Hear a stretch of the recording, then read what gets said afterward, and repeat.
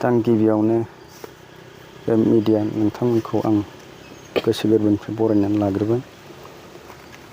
मैयानि बेलायाव आङो माने सानस्लाबनो हायैयाव आं हरखाबै Bpfआव जयनिं जाहैदोंमोन। दा आं दिनै बे जयनिं जानायखौ आं दिनै नैबे मिडियानि गेजेरजों आं उइथड्र खालामफिनबाय। आङो सासे साधारन मानसि हिसाबै आङो थानोसै बे पार्टियाव, जेनेबा Bpf पार्टियावहाय आङो सासे Bpf पार्टिनि सोद्रोमा हिसाबै आं दिनैनिफ्राय नंफिनला।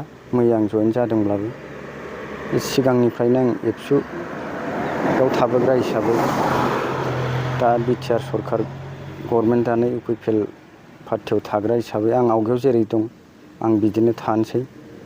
दा जाय मानबदेब प्रमद बर' सारा बिटिआर गभर्नमेन्टखौ दैदेनगासिनो दङ, दा आं बे मानबदेब प्रमद बर' सारजोंनो माने जा हायो खारफा फैफा थांफानानै आङो आंनि जाखिनि एसे एनै आइडिया माबाफोरजों आङो सारखौ मदद होलांनोसै।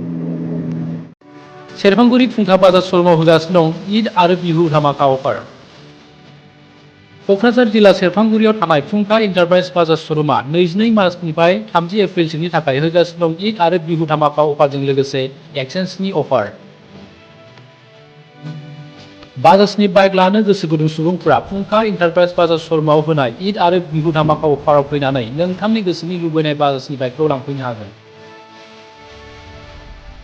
ईद आरो बिहु धामाका अफारनि गेजेरजों बाजाजनि गोदान बाइक बायगिरिफ्रा फ्रि हेलमेट, 5 लिटार पेट्रल आरो गुबुन गुबुन एज्युर्ड गिफ्ट्स मोनफानो हागोन।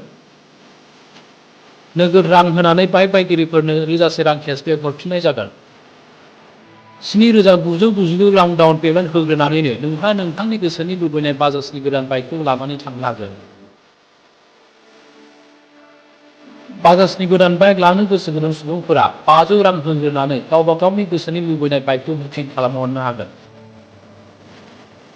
नोंथांनियाव थानाय जायखिजाया मडेलनि गोजाम बाइकखौ एक्सचेन्ज खालामनानै नोंथांनि गोसोनि लुबैनाय बाजाजनि गोदान बाइकखौ लानानै थांनो हागोन। आबुंसिनै मिथिनायनि थाखाय 6003817191 नङाब्ला 7002240725 आरो 9101547892 मबाइल नाम्बाराव कल खालामनानै सुलु लानो हागोन।